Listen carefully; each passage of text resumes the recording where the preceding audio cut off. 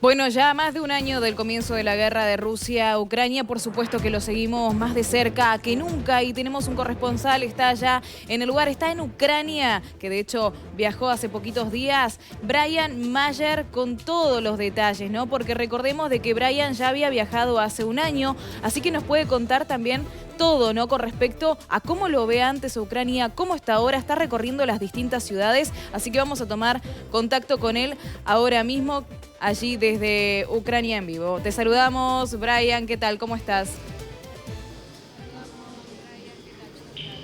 ¿Qué tal? Buenas tardes para nosotros aquí en Kiev, la capital de Ucrania, donde estamos ahora en una estación de subte. Les aclaro que nos quedamos en la puerta de acceso a esta estación porque las autoridades normalmente por una cuestión de seguridad piden una acreditación previa y todo un trámite que lleva demasiado tiempo para lo que nosotros tenemos previsto estar en esta ciudad que es la capital de Ucrania, pero de todas formas ustedes pueden tener así una noción de este lugar que déjenme aclararle. En la capital de Ucrania están las estaciones de subte más profundas de todo el planeta, incluso está la que tiene mayor profundidad, que tiene más de 105 metros de profundidad, justamente por lo que tiene que ver con la época en la cual se construyó, por lo que tuvo que ver también con el refuerzo de búnkers en la época de la Guerra Fría y que eso se mantiene vigente. De hecho, aquí Cristina, junto también a Oleksi, que están trabajando junto a nosotros, nos contaban que ni bien comenzó la invasión militar rusa en este territorio, lo que muchos hicieron fue venir a esta estación de subte, como también a tantas otras. Las puertas metálicas que están alrededor se cerraron y de esa manera pueden estar a salvo de cualquier tipo de ataque, ya sea de misiles, como así también de cualquier posibilidad de un ataque nuclear. Insisto, cuando uno intenta entender por qué a veces los ucranianos toman como, con al menos a nuestra forma de verlo, cierta frialdad o normalidad, lo que tiene que ver con esta situación de guerra, hay que entender eso.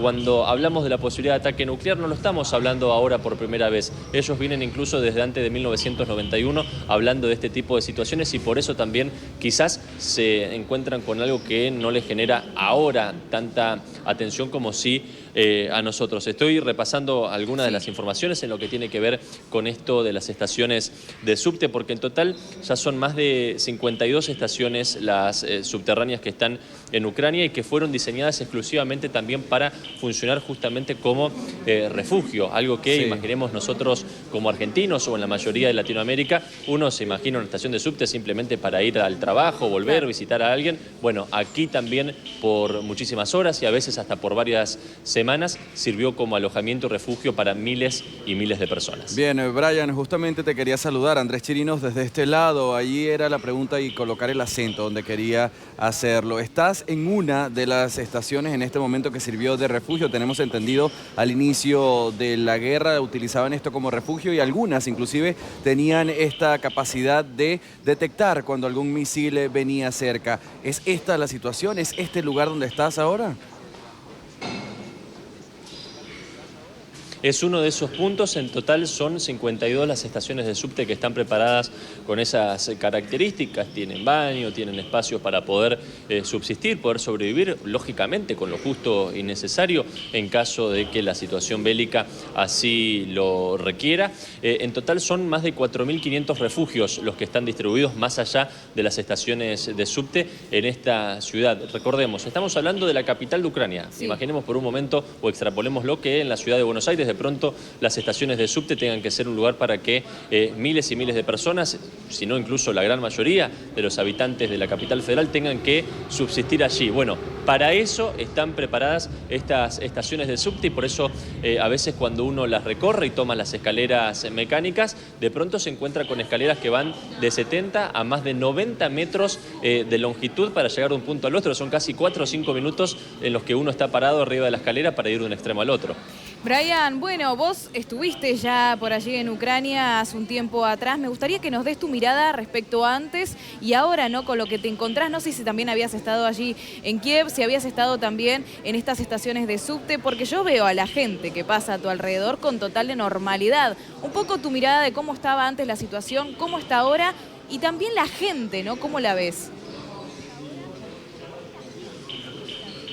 Bueno, no había estado en Kiev la primera oportunidad que estuvimos más cerca de la frontera con Polonia, donde justamente la situación también es un poco distinta y el rasgo allí a tener en cuenta es el humanitario. Acá es una ciudad ahora que, si bien está el centro político, hoy incluso está presente aquí el secretario general de Naciones Unidas, Antonio Guterres, para llevar adelante reuniones incluso con el presidente Zelensky en lo que respecta al Tratado de Libre Circulación en el Mar Negro, en los puertos que allí se ubican tanto para Rusia como para Ucrania, una especie de zona franca que se encuentra en ese lugar. ¿Por qué menciono esto? Sí. Porque justamente sería un tanto, arriesgado por parte de Rusia llevar adelante un ataque en esta ciudad y alcanzar con uno de ellos a un diplomático, por ejemplo, como Antonio Guterres, o a cualquier representante de algún país que está participando activamente de esto, como Estados Unidos, Reino Unido y demás. Sí. Imagínense que un ataque alcance a alguno de sus embajadores. Bueno, seguramente la escalada tuviera cualquier tipo de resonancia después. Entonces, para hacer breve, Sí. aquí en Kiev la vida es bastante normal, los ataques, o por lo menos el temor a que eso ocurra, ya pasó, quedó un poco para el principio del conflicto y todo ahora está concentrado, al menos de momento, en el norte y principalmente en Bakhmut, donde se reportan los principales ataques, al menos por este momento. Bien, Brian, quería hacerte una última pregunta y de hecho una petición hasta donde la tecnología nos los permita. Pudieras comparar esa estación precisamente donde estás en este momento con alguna de las que tenemos nosotros acá en la ciudad de Buenos Aires. Me refiero en tamaño. Ya por ahí hablabas de durar 4 o 5 minutos en una escalera mecánica. Nosotros no lo tenemos de esa manera. En tamaño, ¿sería hasta 2 o 3 veces más? ¿O en tamaño por cada estación se mantienen por igual? Y si puedes dar una recorrida hasta donde nos los permita la conexión, excelente. Nosotros, yo ahora, si ustedes me lo permiten, voy a dar vuelta a la cámara, les voy a mostrar un poquito, pero no puedo hacerlo mucho más de este pasillo o incluso ir hasta la salida del lugar, pero ya no ingresar mucho más porque, insisto en lo que les decía al principio, las autoridades no lo autorizan de esa manera, pero mientras me tomo la licencia de dar vuelta la cámara y caminamos un poquitito, ustedes me van a disculpar la desprolijidad, nosotros... les muestro la estación, es bastante grande, ahora voy a dar la vuelta y van a poder notar lo que tiene que ver. Ok, bueno, acá justo las autoridades nos piden que nos retiremos, lo que les decía recién, así que, bueno, no lo había notado, vamos a dirigirnos hacia la escalera, que tiene que ver con la salida de este lugar, y nosotros poder continuar contando lo que tiene que ver con el tamaño que esto tiene. Para responder a la consulta de Andrés, yo no sé si puedo comparar en tamaño cuántas veces es una estación de estas respecto a las de Buenos Aires, pero me imagino que tranquilamente esta en la que estamos ahora representa 4 o 5 veces. Fíjense lo que es, por ejemplo, esta placa de metal, que justamente lo que busca es, al cerrarse, servir de contención de cualquier tipo de basura nuclear que pueda llegar y querer ingresar perdón la desprolijidad, pero encima estamos justo con la presión de las autoridades que querían que salgamos. Podemos seguir, me dicen, al menos sin ingresar un poco más de lo que ya estábamos. Les contaba entonces, acá pueden ver el bloque de hierro que incluso va hasta el piso, ¿no? Porque directamente esto tiene que ser herméticamente sellado. Sé que la luz aquí no es la mejor, ustedes me dicen si están logrando distinguir lo que busco mostrarles. Y una vez que entonces las personas ingresan a este lugar, ya directamente de manera hermética están al resguardo incluso de un ataque nuclear. Pero aquí también lo que tiene que ver con distintas tiendas que se encuentran en este lugar, porque justamente también la vida trata de continuar lo mayormente normal posible. Las personas están haciendo algunas filas y acá vemos todo lo que hay que atravesar para llegar hasta este lugar. Por eso les digo que, perdón, es realmente muy grande este lugar. Lo es. Sí, se ve. Sepan que también está armado de manera tal para que también sea un resguardo del frío. Aquí estamos prácticamente en primavera y ustedes ven lo abrigadas que están las personas. Hoy no se distinguió tanto, pero sí ayer hubo realmente mucha nieve. por lo cual Brian. también eso es una complicación que dentro de esta estación no solamente se pone el resguardo a las personas de un ataque nuclear, de un ataque de armas regulares, sino también del frío. Sí, Andrés. Para cerrar, Brian, porque el tiempo es tirano en estas conexiones que hacemos nosotros, quería preguntarte, ya esto para cerrar, ¿cuántas personas, si tienes el conocimiento, se alojaron en lo que eran los principales ataques al inicio cuando esto servía, este espacio que ahora nos muestras, como refugio? ¿De cuántas personas más o menos se está hablando de que se alojaban allí?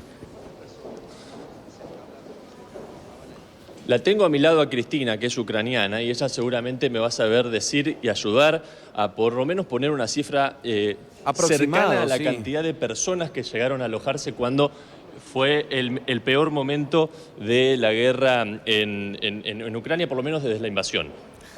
Sí, hola. Me parece que en las primeras semanas, cuando estos paseos subterráneos y la estación misma era utilizada como un refugio antibombas, casi no había espacio libre, todo era usado para convertirse en camas para las personas. Claro. Y creo que unos centenas de personas en las estaciones centrales y las estaciones cerca del centro de la ciudad alojarán centenas de personas. Sí, todo un era lleno personas, de gente. Sí, imaginé justamente que iba a estar recolapsado. Todo esto lleno de personas, imagínense lo que sería, ¿no? Sí, sí, claro. Brian, te agradecemos enormemente por esta excelente labor, ser nuestros ojos ahora allí en Ucrania para mostrarnos cómo está la situación y cómo sigue después de ya un año y un poco más de que comenzó esta ofensiva rusa sobre Ucrania. En los próximos días vamos a volver a tomar contacto contigo entonces desde allá y por supuesto gracias también a Cristina.